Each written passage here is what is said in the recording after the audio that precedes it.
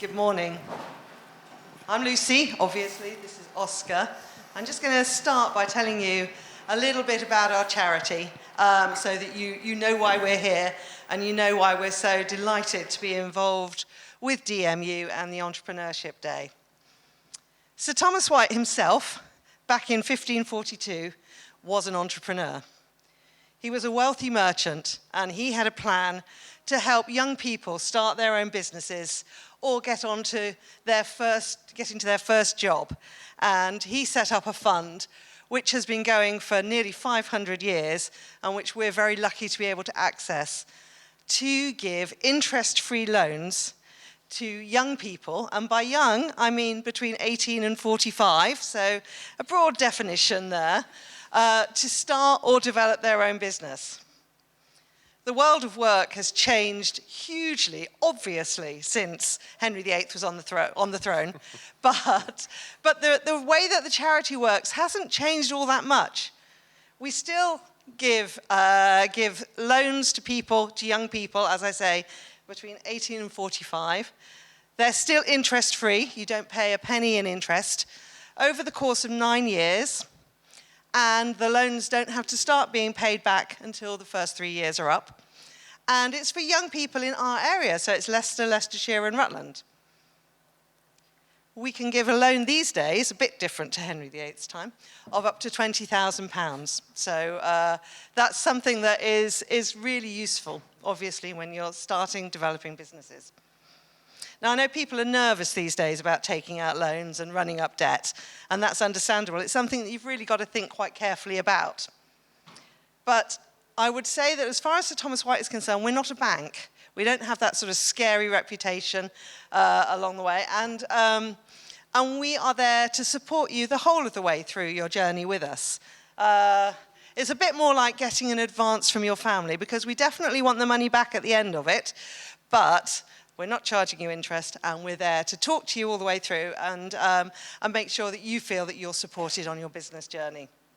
So I thought it might be useful just briefly to say what we look for in an application when somebody comes and asks us for a loan. And there's three main things that we look for. We look for passion, we look for knowledge, and we look for planning. So as far as passion is concerned, we want to see enthusiasm, we want to see excitement. And that is so much part of entrepreneurialism. You know, you've got an idea and you want to make it happen. So that's the first thing that we look for.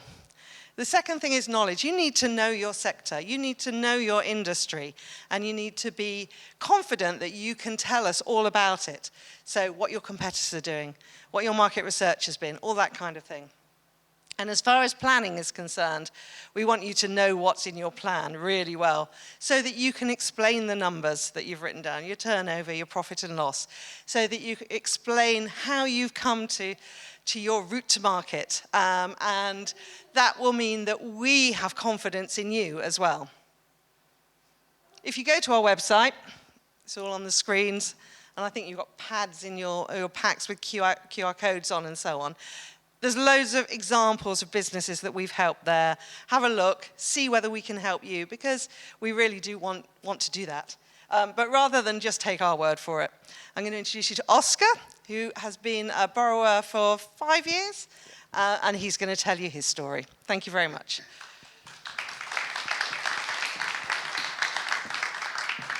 Okay, thanks very much, Lucy. That was, I think a really good roundup for the offer. So I'm Oscar. I started Annuncia in 2015. We're a specialist digital marketing agency, so we specialize in pay-per-click, predominantly on Google Ads and similar. We work with businesses and charities across the UK.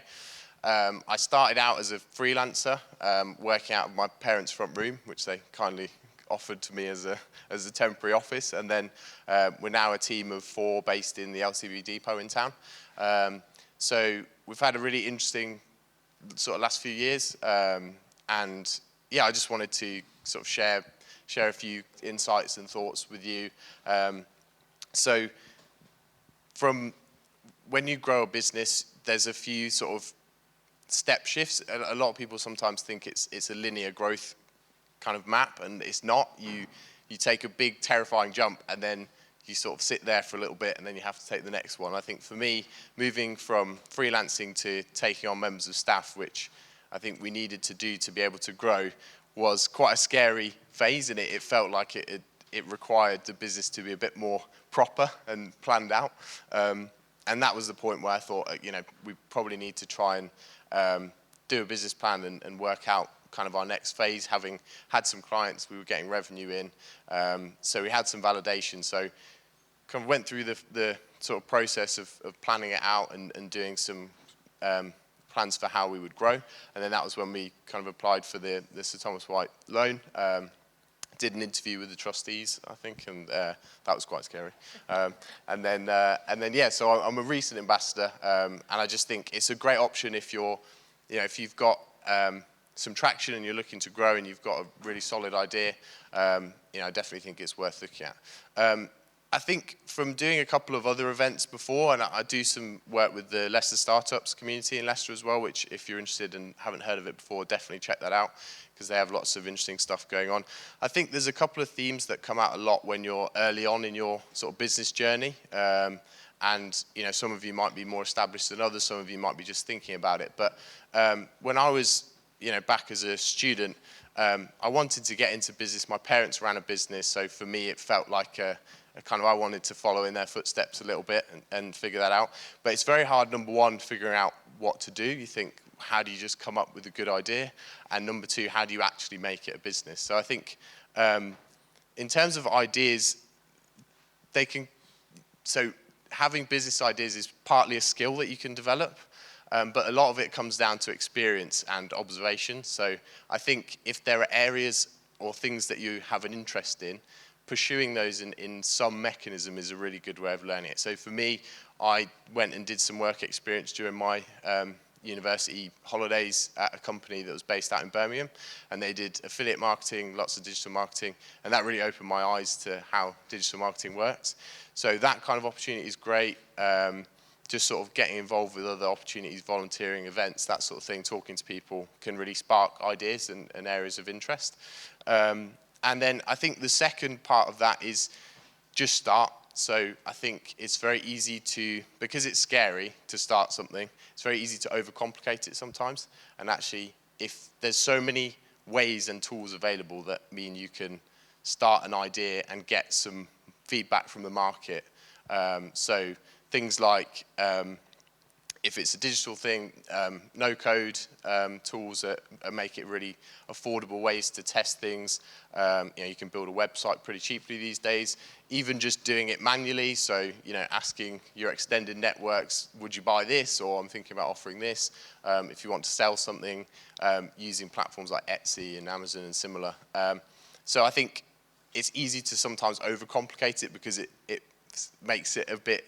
It's harder to start, and so it keeps it as an idea. But I think my best advice is just start in the way that works for you, that you can kind of, is affordable and you can get some market feedback and ideally get some revenue. That's really the biggest kind of bit of advice I can give. So yeah, I mean, I'm happy to take some questions. Simon, I don't know did you have some questions that you want to ask, or should we take some from the floor? Are there any questions? I can keep talking, but if there's any questions, I'm happy to answer them, because I think, sometimes specific advice is more helpful. I might have one question. Yeah. How did you validate your idea? What was the process of validating if your idea will be profitable? How was the process? Okay, Could you tell cool. me? Great, yeah, great question. So how did I validate the idea? So I sort of had an interest in digital marketing, and that was where sort of I suppose cut my teeth at this company out in Birmingham. So I'd learnt the basics, and I think digging in and building a skill set in an area that you're interested in gives you a really good starting point. Once I left that company, I was trying a few different things. Some of the ideas I tried didn't work out, but I was doing a bit of freelancing whilst I was doing that. And so the validation for me was quite simple in that I hadn't wanted to start an agency or grow the freelancing side, but I couldn't ignore the signs. So it was sort of, I had steady work coming in. There were people referring me, so, current clients referring me to other people. And so I thought, this is now really hard trying to manage all this on my own. So for me, that was the validation to then take the jump to go, okay, let's formalize this a little bit. So I think that sort of validation is the main thing. If you're at idea stage and you present an idea to someone, there's a great book called The Mom Test. It's about asking questions for people that are more insightful, because if you ask your mum, oh, I've done this idea, what do you think? She'll be like, oh, that's great, but she wouldn't buy it. She just thinks, she just wants to keep, make you happy.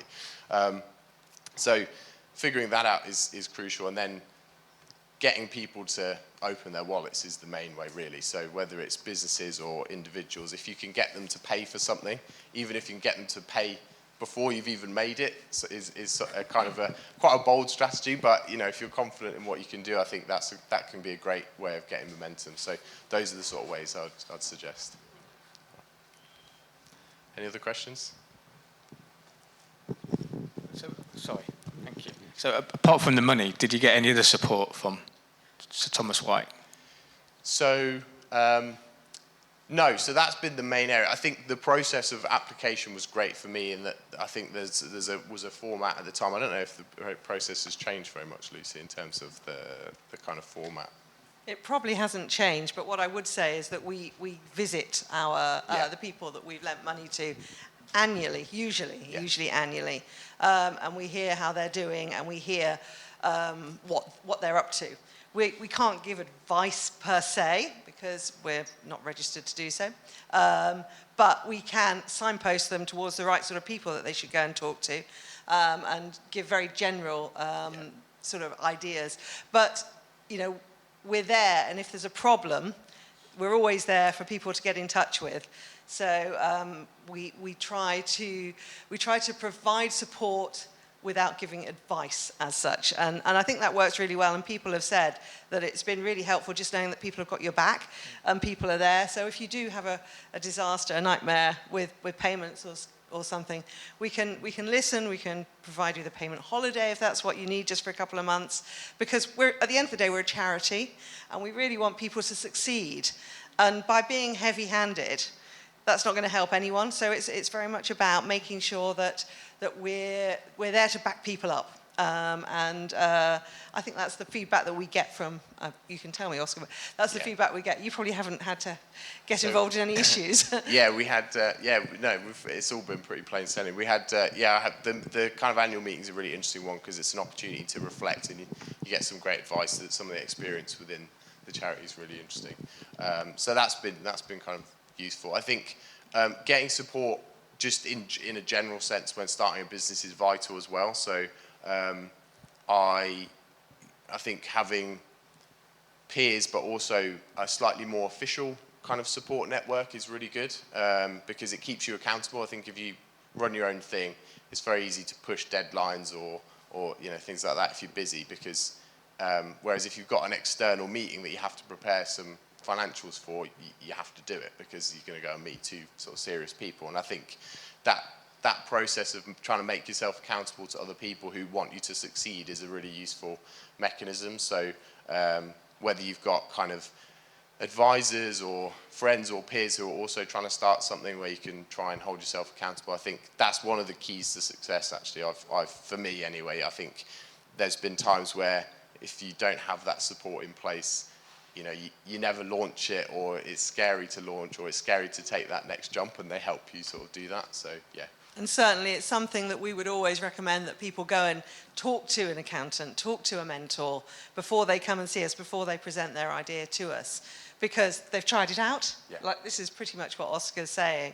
And the advice that you get can make the difference between a yes and a no. So it's kind of foolish not to. And certainly at Thomas White, we can provide you with people you can go and see for free ahead of your interview with us. And I would say that the success rate for people who have done that is definitely higher than for the people that perhaps haven't. Yeah, I think that's really good advice. And something that I've seen people do, and I've done as well, is I think there's a lot to be said for just asking people to sort of, you kind of have to think about what you're asking them for, because business people and stuff are, they're busy and things like that. But I think anyone who runs a business will respect people who try and reach out. So we took on an intern who he just emailed me out of the blue and sort of said, I'm really interested to get some work and experience in this field, and he came on as a paid intern, and then he ended up working for us after that. When I was freelancing, I sort of found a few people in the area who were specialists in the same specialism as me, but looked like they were much further along and much more, expert level. And I contacted them and sort of said, I'd love to work with you. These are my skills. I'd love to sort of get some work behind the scenes with you and learn from you. And I've worked with a person I reached out with then for the last sort of 5-6 years. So I think that's definitely something useful, is just try and get people in the areas that you're interested in, just try and get access to them somehow, and then you can learn from them, maybe work with them, and opportunities come off the back of that. So yeah, I think don't be afraid to just get in touch with people. Most people might ignore it. A lot of people will say, no, I'm too busy or whatever, but the asking is definitely worth doing for sure. Oscar and I are going to be around this morning. Yeah. So do come and talk to us if you want to know a bit more, and really happy to give advice on certainly applying to us, and Oscar will be able to help you with some more specific ideas along the way. Cool. Thank you.